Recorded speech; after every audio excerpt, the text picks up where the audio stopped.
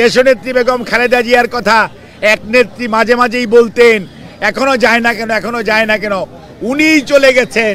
কিন্তু দেশনেত্রী বেগম খালেদা জিয়া এখন বর্তমান আল্লাহর কাছে শুকরিয়া জানাই, অল্প কিছুদিনের মধ্যেই হয়তোবা সেই পরিবেশ হয়ে যাবে এবং উনি আসবেন।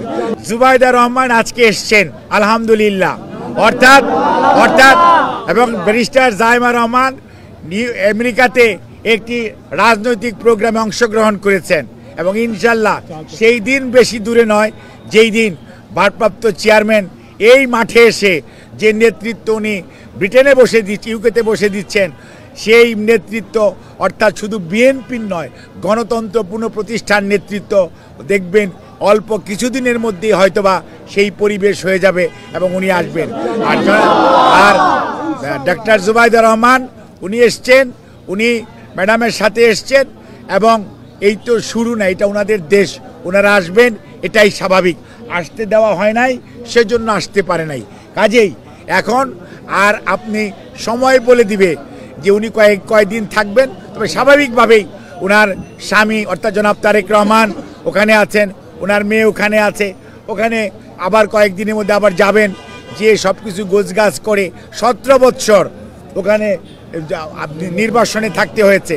কাজেই সেটাকে গুছিয়ে এবং অতি সহসাই দ্রুতই দেখবেন জনাব তারেক রহমান সহ আবারও দেশে প্রত্যাবর্তন করবে এবং দেশে গণতন্ত্র পুনঃপ্রতিষ্ঠার যে সংগ্রাম চলছে, অর্থাৎ এটার যে চূড়ান্ত লক্ষ্য, সেই গণতন্ত্র ওই চূড়ান্ত পর্যায়ে নেতৃত্ব দিবেন আমার দলের ভারপ্রাপ্ত চেয়ারম্যান জনাব তারেক রহমান।